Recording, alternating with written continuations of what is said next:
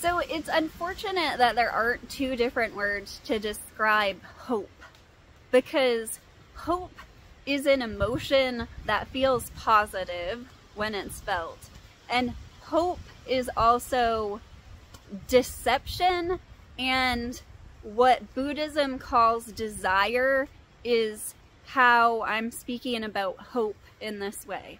So the perfect analogy is the person in the desert who is very thirsty and is guided by the mirage of the water that appears in the distance of the desert. So if someone were to come up to that person and say, that water is not actual, you're just walking deeper into the desert, you're never going to find the refreshment you seek from that water, it does not exist, that person, depending on how alive and how determined and how stubborn they are, is going to potentially hate the person who's saying that. They're going to have deep, discordant reaction to hearing that. But in actuality, it's the best thing you could possibly tell somebody, because they're heading further into the desert, further away from any real source of refreshment after what's not actual. They're using that as their guidance rather than any guidance that makes any sense to use, because they believe they can see it. They believe that illusion is real. I am hearing so many questions on the forum about non-duality, just in regular life, and from my kids, whether or not something exists. Does God exist? Do sea monsters exist? Does Santa exist? Does the Tooth Fairy exist? Do I exist? Does the separate self exist? And the answer to this is, when I kind of gloss over usually, is that existence itself does not exist, and we have to look at the word. We're out on a limb asking if specific things exist. They already do. Does a thought exist? Or is thought what makes it seem that things can stand out? Okay, so etymology exist. So there's two entries. There's one for exist, a verb. And it's funny because verbs often cut through the separation of an object. So that tree is treeing. It's alive. But in this case, verb, it exists as a verb, it assumes time. It already assumes time. So this is from EdMe Online. To have actual being of any kind, actually be at a certain moment or throughout a certain period of time. Circa 1600, from French existere, from Latin existere, to step out, stand forth, emerge, appear, exist, be. And then this is the punchline. This is hilarious. The late appearance of the word is remarkable. So this entire entry is based on time. So the second entry we have is existence, noun. Late 14th century, reality, from Old French, existence. From medieval Latin, I'm skipping some things, you should look it up yourself.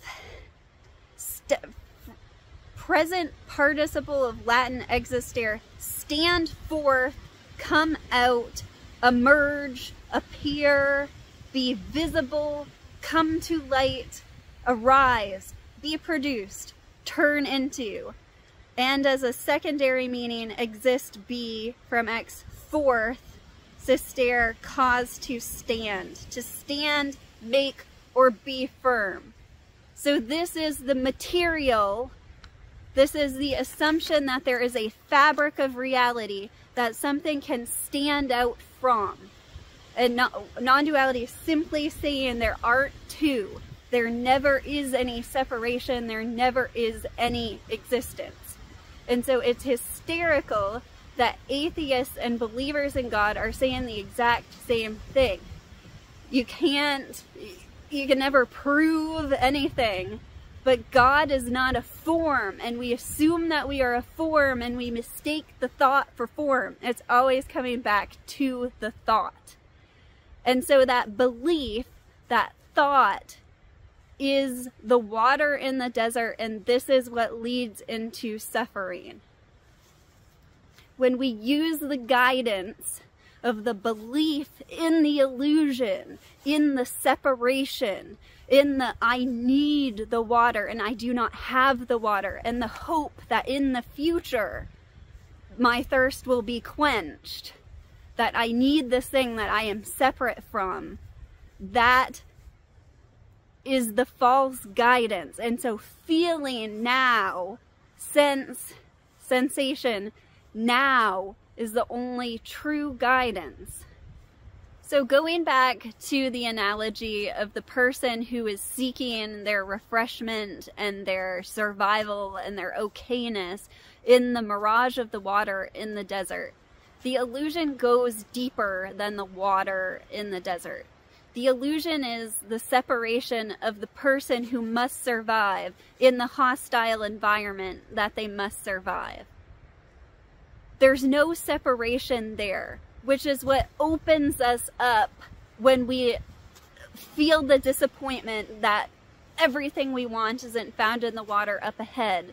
It opens us up to realize it's right here, that we're creating it. We're creating it with complete and utter power that doesn't stand out from anything so much that it is none other than complete and total surrender. It puts up no fight whatsoever.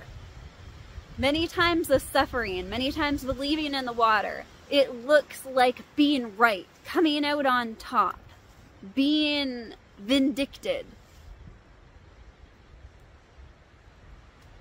And if we just let that go, if we let things be, we realize that we never really dropped, never really lost, never really could have had stolen any of that power.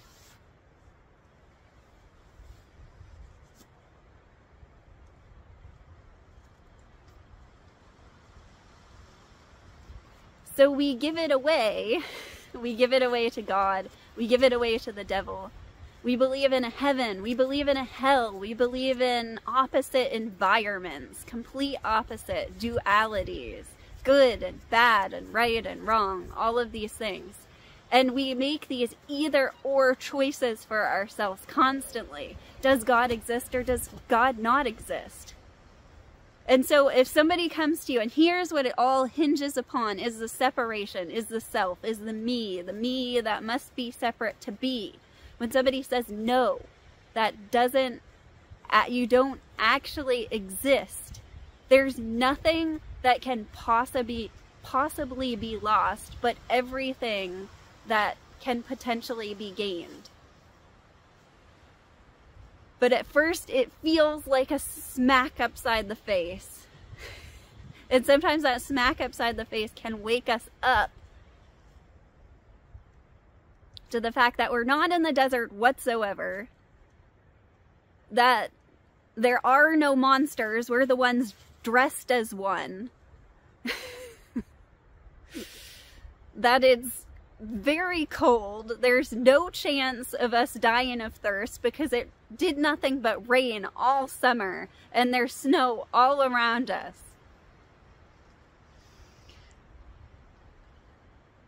This moment is never hostile.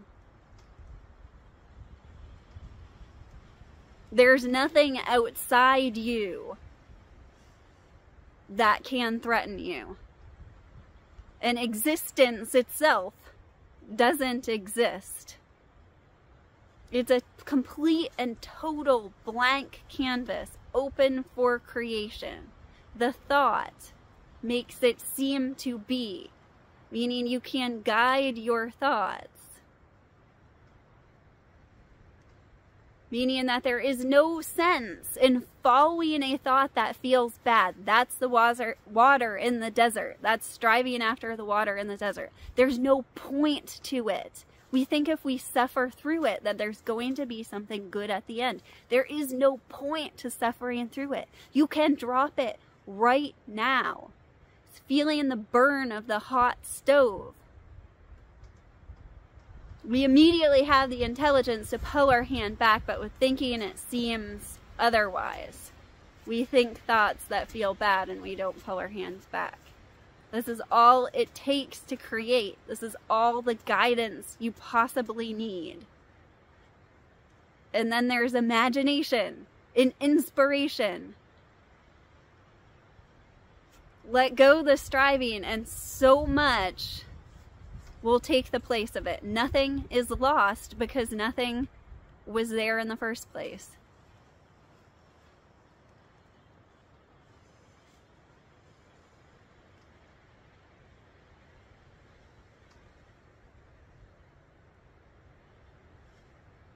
If you draw a square on the paper and then add to it to make it look like a 3D cube, it doesn't stand out from the paper.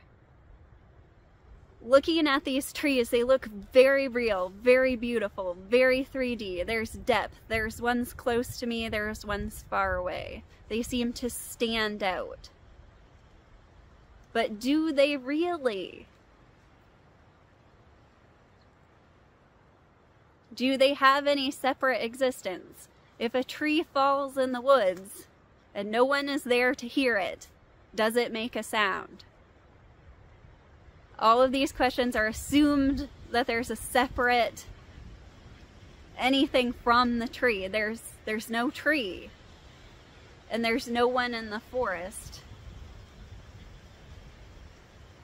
There's no reason, all this to say, there is no reason whatsoever, no good reason whatsoever to suffer now. No stories about having suffered in the past, no worries about suffering in the future, no worries about having gotten it, having gotten enlightenment for anybody. Right now, there is no sense holding on to any discordant thought. You can drop it. Drop it. Like a hot potato. It's hot. It's burning your hand. Drop it. That's emotional guidance. You've known this. You've known this your entire life. You are so wise. You are so infinite intelligence that you can't even know. You can't even look back at yourself and see how smart you are. Or anyone else. You can't even judge it.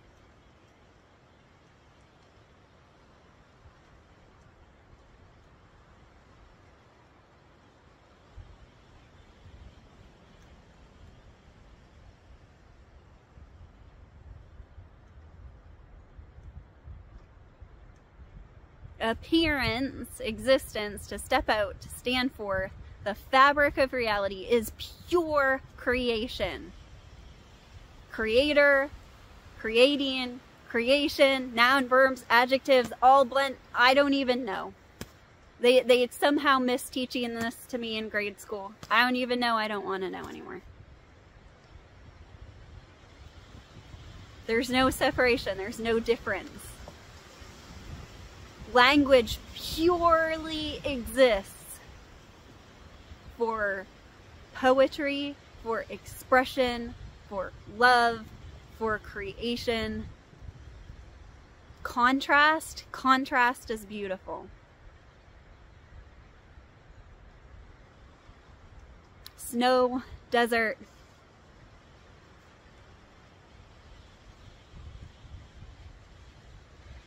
You're creating at every moment.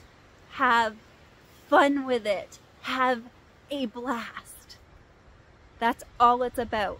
Unveiling that.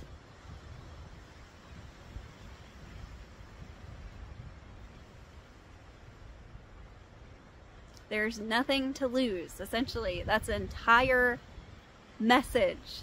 You can't get it wrong. There's nothing to lose. You aren't going to gain anything by holding on to the hot stove. You aren't going to gain anything by chasing an illusion. And there's no excuse whatsoever not to feel this total aliveness. Knowing that death is nothing to feel bad about. It's just, again, the hot stove, the going further into the desert for nothing. Nothing was given birth to, and nothing can die. And therefore, paradoxically, life is incredibly precious.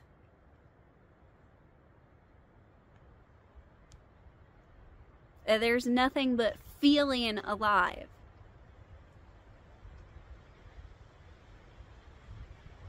There's no idea of life or death, but feeling, knowing it, just like love. There's no idea that I can love something, or there can be in creation, or that I don't love something. But love feels like love. That's the guidance. That's all it's ever about. That's all anyone is ever guided by. We just throw it ahead in the future, like the water in the desert. There is no separation, there is no distance, there is no time to begin with.